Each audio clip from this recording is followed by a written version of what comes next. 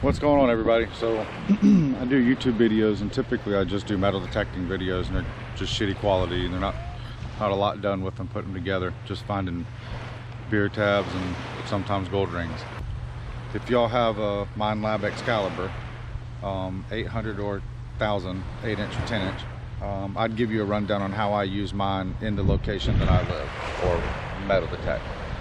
So let's just jump into it. So when you first get the Minelab, you're going to want to change the shaft on it, but you can use the S shaft, but you'd probably be much happier if you put together a straight shaft from somebody or some sort. I have a Gopro Mount mounted here just for ease of not having to hold it all the time. I've made these before. Some you can buy them or you can make them, whatever you want to do, it's up to you. I use Stealth scoops. I think they're out of Ann Arbor, Michigan, or somewhere around that. I've been through a lot of scoops over the past 15 years of metal detecting. I own 2 of these. I'll never buy a different brand. I'll never buy anything different. They got it.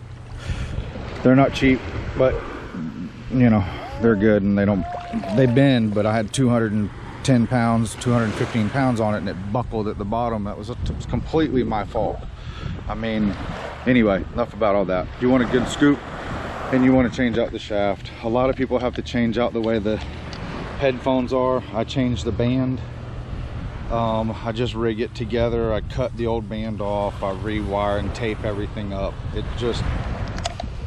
They work better. They fit my head better than the stock headband strap. Sorry, I keep getting y'all a little close, but I've actually got the GoPro on a hat mount, so it's kind of difficult to hold. And then on the other side of things, I'm in Grand Cayman, so this is where I metal detect a lot of times, that and here in the States. But my settings usually go like this, and I belt mount my unit here. I run my discrimination on 0. I usually run my sensitivity. What I would do as a beginner is start at 6 and then work your way on up. I run my volume at 3/4. I usually don't go any louder than that. Some people say run at full volume. I don't know. I have good luck with my settings right here. So I leave volume at 3/4, start off at 6, and we'll get into that. I'll let you listen to the sounds and everything here in a minute. And then I run on discrimination. So it's 0 discrimination, but this machine automatically discriminates iron. So I don't want to discriminate anything else. I just want the iron to disappear. So, and it does. It just makes it makes the hum in your headphones disappear. When you hear the hum and then the hum stops humming, that means you're going over iron and it's not making any sound. So that's what that means. I don't run it any higher. Sometimes if I'm in really trashy areas, or even sometimes this water will get very salty as far as the salt content goes. It seems like it elevates. So sometimes I'll have to put my discrimination on maybe 2 or 3. The pinpoint mode for me double blips. So I'll know that is a like an aluminum can tab with the double ones, not a dovetail, and not the round pull tab with the thin aluminum. That's different. Those read like rings, and not a beer top that's made out of like iron or whatever, but those pop where you need a bottle opener, not those. That's what I use discrimination for usually. I mean pinpoint, not discrimination. But anyway, I'm gonna put you on my head. We're gonna get at it, and I'm gonna try to put the headphones up to here when I hear a good target. So we're here. I'm already set up and running. I'm gonna leave my settings. I'm gonna run my setting up a little higher to 7, but that's because I know this area right here will handle it. Let me turn this back up loud so I know that y'all can hear it.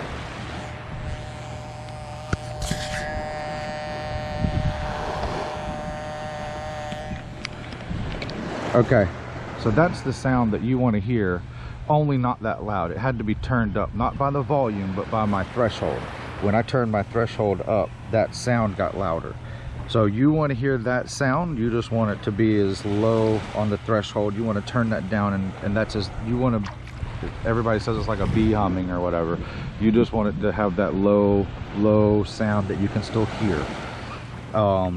And if it gets off track, what happens is your threshold still has a hum, but it's jumped up into a different frequency. So that's what I'm saying whenever I say I'll either wiggle the metal detector, and that'll calm the threshold back down. It'll drop it back down to the low tone.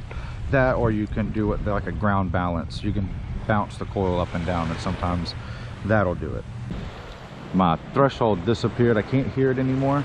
That doesn't mean a bad thing. Sometimes you can run it low enough where you can't hear it if you just don't want to listen to it, but I like to turn it up just enough to where I can hear it. I, for some reason, feel like it makes it more stable also. I don't know if that's true or not. Some of those guys out there are writing books about this thing, and I'm not a electrical engineer. I don't know what's going on inside that little tube. I don't know what's going on down there, but it's okay. So we got another target here. I'm gonna let y'all listen to it. I'm always on discrimination.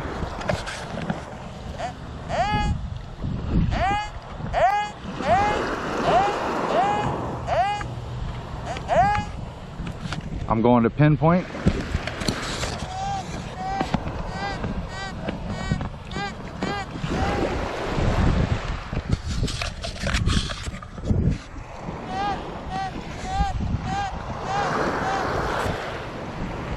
Anyway, so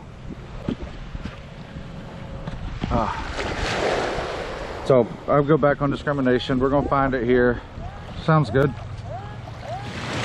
Probably not a gold ring, but it's right at the shoreline, so that's a good sign, because light stuff would have just tumbled on out. So, and I see it, it's a pull tab, just a normal pull tab. So let's keep going here. Like I said, I'm not going super slow and super deep. I just want it to run pretty stable right here and scream out targets that are 12 inches or less. There's a pull tab or junk right here. So this is a prime example of how the metal detector should work when you run over iron. I'm going to turn the volume. I'm going to turn the, here. Shit, I can't do it all. I'm going to turn the threshold up loud enough that you can hear it.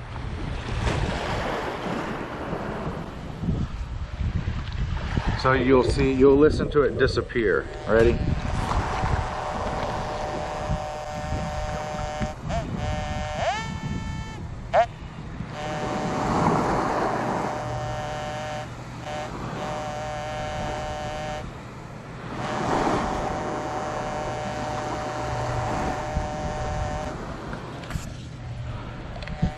Okay, so I'm gonna turn my threshold back down lower, so it works for me. So more than likely it's another bottle tap. You can put it in pinpoint to hear it better. Pinpoint will definitely ring those out, and that's what I just did, just to find its exact location. I usually start my hole about an inch or inch and a half before where I think the target is, and I just go in at an angle, like at a 45 or something. So I try to come up under it and pick it up. So start your hole when you push on your scoop. Just try to start off a little sooner.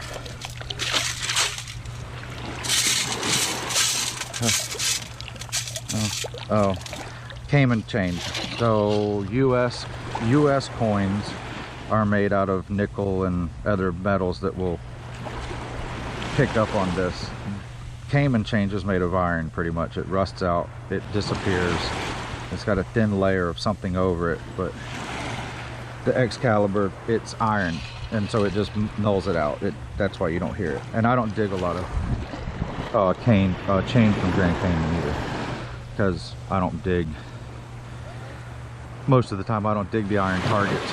Now with the pulse induction machine, a PI, you would more than likely be digging all of that, because you don't know what it is. You just know it's metal.